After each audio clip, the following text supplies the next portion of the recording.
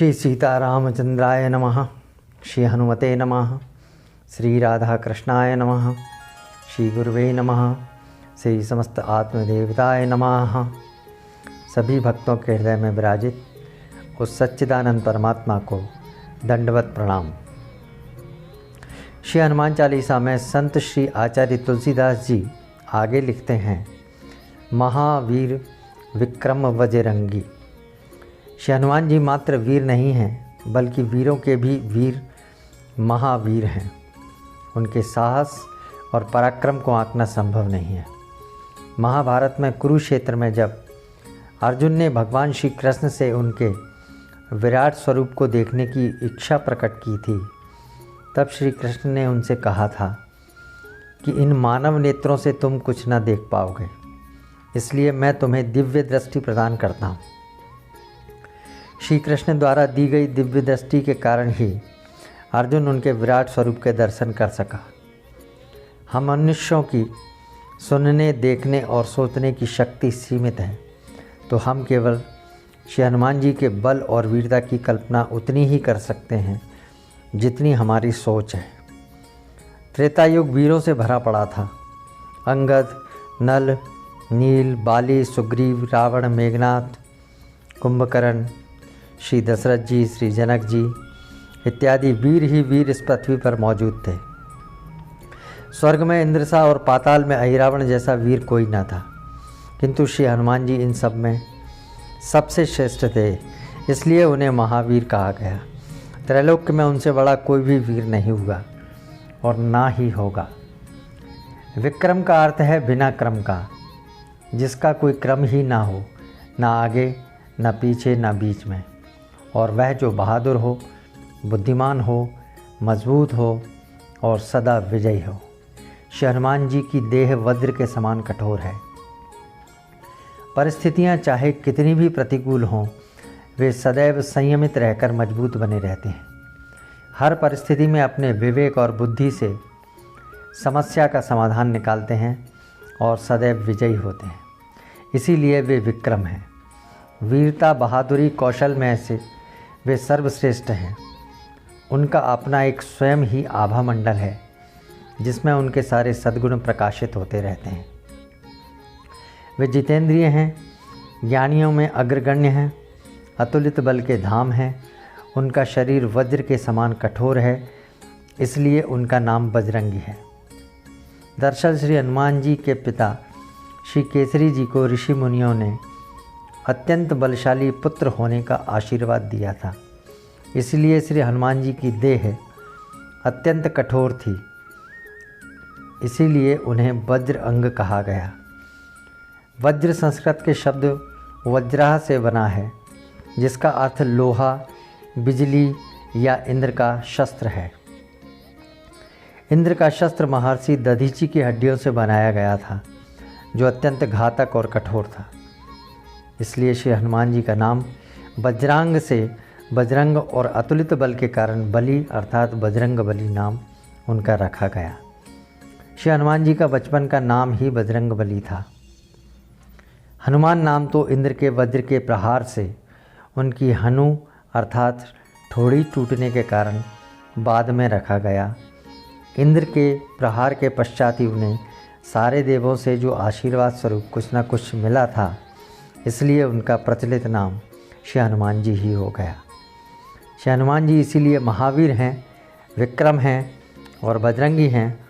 उनमें विद्युत सी चपलता है, अपरिमित बल है और देह फौलाद से भी अधिक कठोर है। आगे संत श्री ने बताया कि वे क्या कार्य करते हैं। कुमति निवार सुमति के संगी। मानव मन में सभी तरह के विचार उत्पन्न होते हैं। मनुष्य की बुद्धि ही उनमें भेद कर पाती है। बुद्धि यानी मति, और मति दो ही प्रकार की होती है, सुमति और कुमति।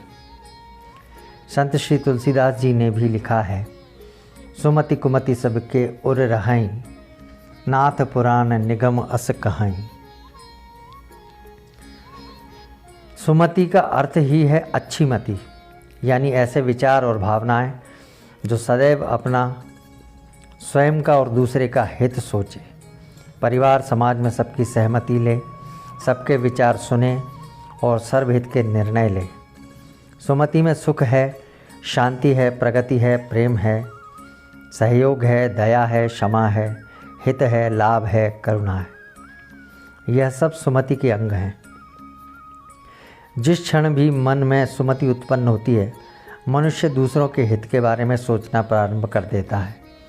उसका विवेक जागृत हो जाता है और इस अवस्था में वह जो कर्म करता है वह सभी उचित और सद्व्यवहार से प्रेरित होते हैं। श्री तुलसीदास जी लिखते हैं, जहाँ सुमति तह संपत्ति नाना। जहाँ सुमति होती है वहीं अनेक प्रकार की संपत्ति भी होती है। संपत्ति भी 3 प्रकार की होती है, दैहिक, दैविक और भौतिक। दैहिक संपत्ति स्वयं की और दूसरों की देह के लिए होती है। अरस्तु ने भी कहा है कि एक स्वस्थ शरीर में स्वस्थ मस्तिष्क का निवास होता है। किसी अन्य विद्वान ने भी लिखा है, प्रथम सुख निरोगी काया।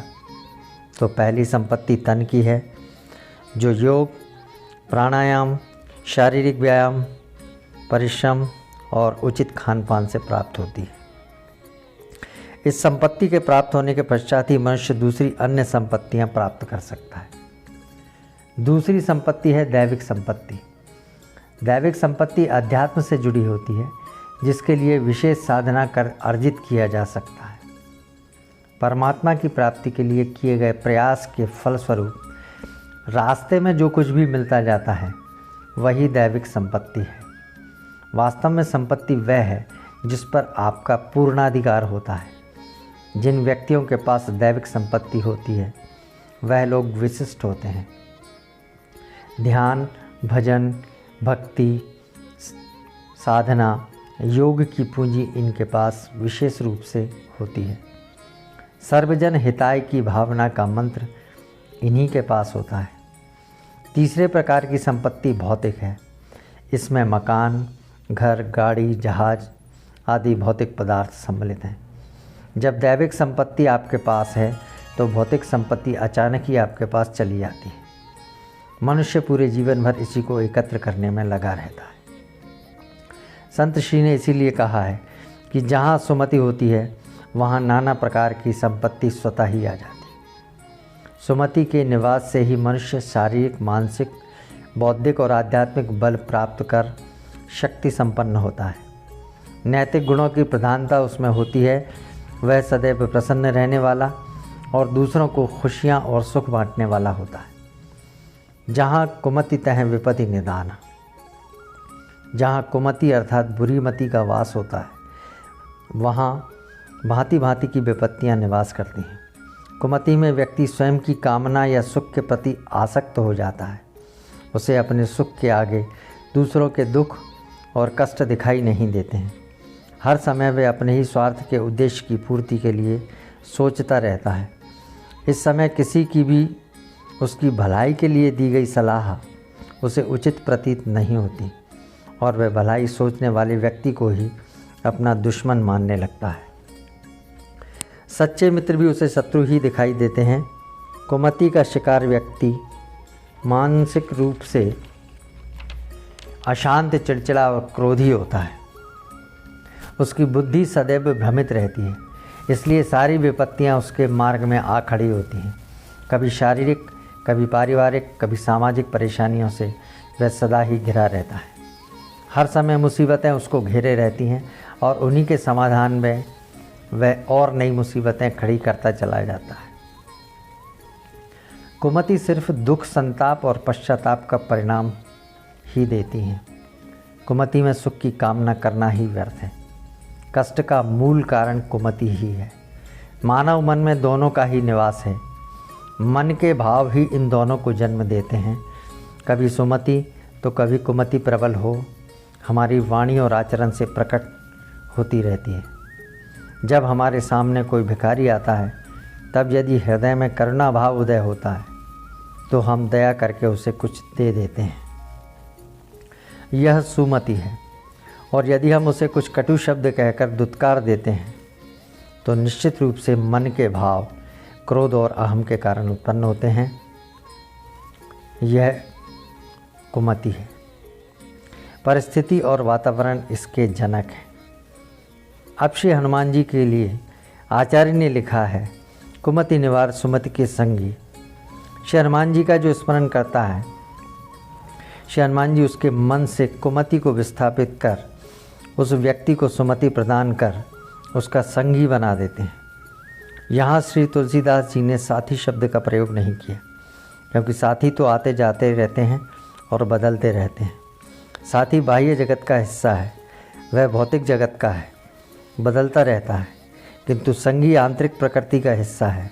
वह भाव है जो आपके अंतर मन में निवास करता है, वह सदैव आपके संग है, वह कभी नहीं बदलता। इसीलिए जो व्यक्ति श्री हनुमान जी की शरण में एक बार चला गया, वह फिर सदैव सुमति की संगति में ही रहेगा। श्री हनुमान जी उसे फिर प्रभु श्री सीताराम की भक्ति के लिए प्रेरित कर देते हैं। श्री हनुमान जी स्वयं नहीं चाहते कि कोई भी व्यक्ति उनकी पूजा करे या उनका गुणगान करे। वह तो चाहते हैं कि हर व्यक्ति प्रभु श्री सीताराम जी की ही पूजा करे और उन्हीं का यशगान और जय जयकार करे। इसी में उन्हें आनंद और सुख मिलता है। वे इसके लिए सिर्फ माध्यम बनना ही स्वीकार करते हैं। श्री हनुमान जी अभिमान रहते हैं, उनके भीतर जो भी शारीरिक, मानसिक और आध्यात्मिक बल है, उन सब का मूल स्रोत वे प्रभु श्री राम को ही मानते हैं। वे सदैव उनके हृदय में विराजित रहते हैं। इसलिए श्री हनुमान जी के जीवन में जब से प्रभु श्री राम का प्रवेश हुआ, तब से कुमति ने उन्हें कभी नहीं घेरा। उचित भी है कि जहाँ भगवान विराजित होंगे वहाँ कुमति प्रवेश कैसे कर सकती है। यही महावीर विक्रम बजरंगी कुमति निवार सुमति के संगी का भावार्थ है। अगले अंक में हम कंचन वरण विराज सुबेशा कानन कुंडल कुंचित केशा पर चर्चा करेंगे। तब तक के लिए जय जय सिया राम, जय जय हनुमान।